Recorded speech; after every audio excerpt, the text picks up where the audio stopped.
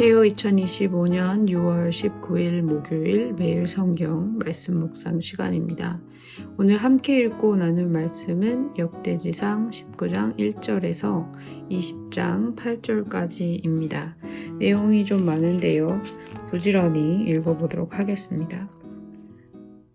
그 뒤에 암몬 사람의 왕 나하스가 죽고 그 아들이 뒤를 이어 왕이 되었다. 다윗은 하눈의 아버지 나하스가 나에게 은혜를 베풀었으니 나도 나하스의 아들 하눈에게 은혜를 베풀어야 하겠다 하고 말하며 신하들을 보내어 고인에게 조의를 표하게 하였다.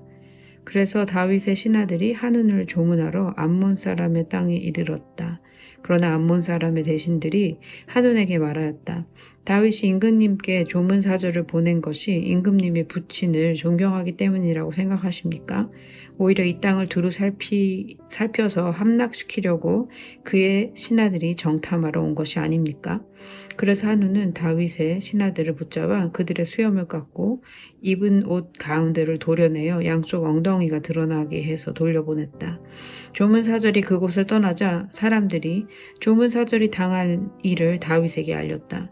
조문사절이 너무나도 수치스러운 일을 당하였으므로 다윗 왕은 사람을 보내어 그들을 맞으며 수염이 다시 자랄 때까지 여리고에 머물러 있다가 수염이 다 자란 다음에 돌아오라고 하였다. 암몬 사람들은 자기들이 다윗에게 미움받을 짓을 한 것을 알았다. 하눈과 암몬 사람들은 나하라임의 시리아 사람과 마아가의 시리아 사람과 소바에게서 병거와 기마병을 고용하려고 그들에게 은 1000달란트를 보냈다. 그래서 그들은 병거 32,000대를 빌리고 마아가 왕과 그의 군대를 고용하였다. 그들은 와서 메드바 앞에 진을 쳤다. 암몬 사람도 그들의 여러 성읍에서 모여들어서 싸울 준비를 하였다. 다윗은 이 소식을 듣고 요압에게 전투 부대를 맡겨서 출동시켰다. 암몬 사람도 나와서 성문 앞에서 전열을 갖추었으며 노후로운 왕들도 각각 들녘에서 전열을 갖추었다. 요압은 적의 전열이 자기 부대의 앞뒤에 포진한 것을 보고 이스라엘의 모든 정예병 가운데서 더 엄격하게 정예병을 뽑아 시리아 군대와 싸울 수 있도록 전열을 갖추었다. 남은 병력은 자기의 아우 아비새에게 맡겨 암몬 군대와 싸우도록 전열을 갖추게 하고서 이렇게 말하였다.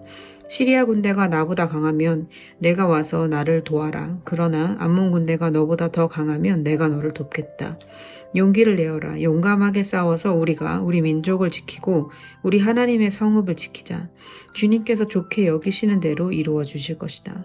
그런 다음에 요압이 그의 부대를 거느리고 싸우려고 시리아 군대 앞으로 나아가니 시리아 군인들이 요압 앞에서 도망하여 버렸다.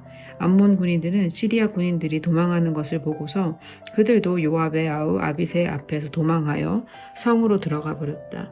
그래서 요압은 예루살렘으로 돌아갔다. 시리아 군인들은 자기들이 이스라엘에게 패한 것을 알고서 전력을 내어 유프라테스강 동쪽에 있는 시리아 군대를 동원시켰다. 하닷 에셀의 부하 소박 사령관이 그들을 지휘하였다. 다윗이 이 소식을 듣고 온 이스라엘 군대를 모아 거느리고 요단강을 건너서 그들이 있는 곳에 이르러 그들을 향하여 전열을 갖추었다. 다윗이 시리아 사람들에게 맞서 진을 치니 그들이 다윗과 맞붙어 싸웠으나 시리아는 이스라엘 앞에서 도망하고 말았다. 다윗은 시리아 병거를 모는 7,000명과 보병 40,000명을 죽이고 소박 사령관도 쳐서 죽였다. 하닷에셀의 부하들은 자기들이 이스라엘에게 패한 것을 알고서 다윗과 화해한 뒤에 그를 섬겼다. 그 뒤로는 시리아가 다시는 암몬 사람을 도우려 하지 않았다. 그 다음 해 봄에 왕들이 출전하는 때가 되자 요압이 병력을 이끌고 나가서 암몬 사람의 땅을 무찌르고 더 가서 라빠를 포위하였다. 그러나 다윗은 예루살렘에 머물러 있었다. 요압이 라빠를 쳐서 함락시켰다. 다윗이 암몬 왕의 머리에서 금관을 벗겨왔는데 달아보니 그 무게가 금 1달란트가 나갔고 금관에는 보석이 박혀 있었다. 다윗은 그 금관을 가져다가 자기가 썼다. 다윗은 그 도성에서 아주 많은 전리품을 약탈하였으며 그 도성에 사는 백성도 끌어다가 톱질과 곡괭이질과 도끼질을 시켰다. 다윗은 암몬 사람의 모든 성읍에 이와 똑같이 한 뒤에 모든 군인을 거느리고 예루살렘으로 돌아왔다. 그 뒤에 게셀에서 블레셋 사람과 전쟁이 벌어졌다. 그때 후사 사람 십부게가 거인족의 자손 10배를 쳐 죽이자 블레셋 사람이 항복하였다. 또 블레셋 사람과 전쟁이 벌어졌다. 야일의 아들 엘하난이 가드 사람 골리앗의 아우 라흐미를 죽였는데 라흐미의 창자루는 배틀 앞다리 같이 굵었다. 또 가드에서 전쟁이 벌어졌을 때에 거인이 하나 나타났는데 그는 손가락 발가락이 모두 6배씩 모두 24이었다. 이 사람도 거인족의 자손 가운데 하나이다. 그가 이스라엘을 조롱함으로 다윗의 형 시므아의 아들 요나단이 그를 쳐 죽였다. 이들은 모두 가드에서 태어난 거인족의 자손인데 다윗과 그 부하들에게 모두 죽었다. 아멘. 오늘 함께 묵상할 말씀은 역대상 19장과 20장입니다. 표면적으로는 전쟁 이야기 같지만 조금 더 깊이 들여다보면 하나님께서 다윗에게 주신 언약이 실제 역사 안에서 어떻게 이루어지는지를 보여주는 중요한 본문입니다. 역대상 17장에서 하나님은 다윗에게 2가지 약속을 주십니다. 첫째, 원수에게서 승리를 주시겠다는 약속. 둘째, 이스라엘을 위한 안전한 처소를 주시겠다는 약속입니다. 그리고 오늘의 본문은 그 약속이 구체적으로 성취되어 가는 과정을 보여줍니다. 19장은 암몬 왕 나하스가 죽고 그의 아들 한운이 왕위를 잇는 장면으로 시작됩니다. 2절을 보면 다윗은 나하스가 자신에게 베풀었던 은혜를 기억하며 그의 아들을 위로하기 위해 조문 사절단을 보냅니다. 하지만 암몬의 대신들이 다윗의 선의를 의심하고 한운을 부추깁니다. 결국 한운은 사절단의 수염을 깎고 옷을 잘라 엉덩이가 드러나도록 만든 채 돌려보냅니다. 이것은 단순한 외교적 실수가 아니라 이스라엘을 향한 고의적인 모욕이자 하나님께서 세우신 왕을 거스르는 대적 행위를 보여준다고 볼 수 있습니다. 한운과 암몬은 자신의 행동이 다윗의 분노를 불러올 것을 알고 시리아의 군사력을 고용합니다. 6절을 보면 은 1000달란트를 들여 시리아 여러 지역에서 병거와 기병들을 모읍니다. 그리고 이제 이스라엘은 동서 양쪽에서 공격을 받을 위기를 맞이하게 됩니다. 이때 요압과 아비새는 병력을 나누어서 전열을 갖추고 믿음의 고백으로 싸움을 준비합니다. 13절에 요압이 이렇게 말합니다. 용기를 내어라. 용감하게 싸워서 우리가 우리 민족을 지키고 우리 하나님의 성읍을 지키자. 주님께서 좋게 여기시는 대로 이루어 주실 것이다. 이 말은 상황이 불리할 때 더욱 빛나는 하나님의 주권에 대한 신뢰의 고백으로 읽을 수 있습니다. 결국 시리아는 이스라엘 앞에서 도망치게 되었고 암몬도 성 안으로 숨어버립니다. 19절에서는 시리아가 다윗과 화친을 맺고 다시는 암몬을 돕지 않게 되었다고 기록합니다.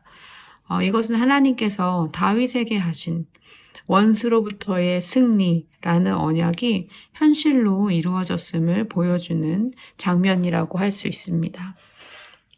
20장에서는 이제 봄이 되어 요압이 다시 암몬의 수도 라빠를 공격하고 마침내 함락시키는 이야기가 나옵니다. 2절을 보면 다윗은 왕의 금관을 머리에 쓰고 많은 전리품을 거둡니다.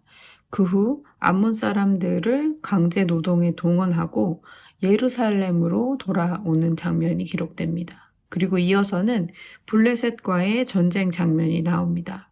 이번에는 다윗이 아니라 그의 용사들이 거인족을 무찌르는 이야기입니다.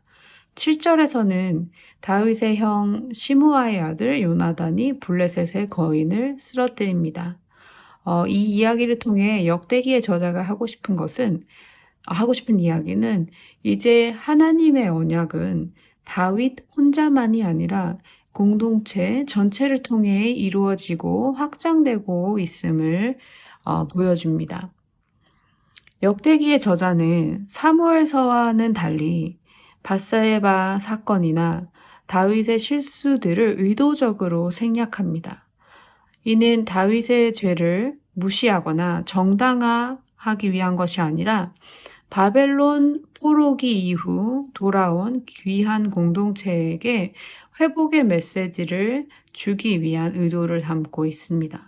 과거의 실패에도 불구하고 하나님의 언약은 여전히 유효하며 그분의 구속 계획은 중단되지 않았다는 희망의 메시지를 1차 청중에게 전달하고자 하는 의미를 담고 있는 것이죠. 특히 내일 본문인 역대상 21장에는 다윗의 인구조사 사건이 언급됩니다. 거기에서 이제 다윗이 이제 큰 실수를 하지만 하나님은 그 실패 속에서도 여전히 하나님의 성전을 세워가시는 그 계획을 펼쳐가신다. 그런 내용을 다 내일 이제 접하실 텐데요. 오늘의 내용과 연결시켜서 한번 생각해 보시면 좋을 것 같아요. 하나님께서 우리의 연약함마저도 사용하셔서 그분이 계획하시는 인류를 위한 당신의 구속사를 어떻게 이어가시는가를 보여주는 중요한 메시지를 담고 있다고 생각합니다. 오늘의 본문 내용과 내일의 본문 내용을 연결해서 보시는 것도 좋은 묵상 포인트가 될 것이라고 생각합니다. 오늘 또 본문 말씀을 가지고 이제 몇 가지 묵상 질문을 나눠드리겠습니다. 혹시 우리는 누군가의 선이나 하나님의 뜻을 오해해서 관계를 깨뜨리거나 불필요한 갈등을 만들지는 않는지, 또 지금 우리의 삶에서 믿음으로 싸워야 할 전쟁이 무엇인지, 나는 요압의 고백처럼 주님께서 좋게 여기시는 대로 이루어 주실 것이라는 믿음의 고백을 하며 그 싸움을 감당하고 있는지 돌아보면 좋겠습니다. 또한 우리가 속한 가정과 교회, 그리고 우리가 몸담고 있는 여러 공동체 안에서 하나님의 언약이 어떻게 이루어지고 있고 어떤 모습으로 확장되어 가고 있는지 생각해 보면 좋겠습니다. 마지막으로 우리의 실패와 연약함 속에서도 하나님께서는 여전히 우리를 통해 그분의 구속사를 이루어가고 계심을 계속해서 붙들고 믿음으로 우리의 삶을 주께 드리는 그러한 헌신의 기도도 있었으면 좋겠습니다. 이러한 생각들을 마음에 품고 하나님의 뜻을 구하며 잠시 기도하겠습니다. 하나님 아버지, 오늘도 말씀을 통해 우리에게 당신의 뜻을 보여주셔서 감사합니다. 다윗에게 주셨던 언약을 신실하게 이루어 가시는 주님의 그 손길을 보며 우리 삶 속에서도 여전히 일하고 계시는 하나님을 믿고 의지할 수 있도록 성령님 우리를 도와주십시오. 때로는 하나님의 뜻을 오해하고 사람들의 선의를 오해했던 우리의 어리석음과 연약함을 주님 긍휼히 여겨 주시고, 또한 우리가 싸워야 할 자리에서 주님의 주권을 신뢰하지 못하고 우리의 힘과 계산으로 움직였던 모습을 회개합니다. 주님께서 원하시는 대로 이루실 것이라는 것을 믿음으로 고백하며 주님의 뜻을 구하는 우리 모두가 되게 하시고, 우리의 공동체를 통해 주님의 언약이 이루어지고 확장되어 가는 것을 볼 수 있도록 우리에게 믿음의 눈을 허락하여 주십시오. 매일의 삶의 자리에서 주님과 함께 새로운 시작을 할 수 있는 우리 모두가 되게 해주시고, 그 은혜를 깊이 의지하며 매 순간순간을 살아낼 수 있도록 우리 연약함을 주님의 능력으로 채워주십시오. 좋으신 예수 그리스도의 이름으로 기도합니다. 아멘.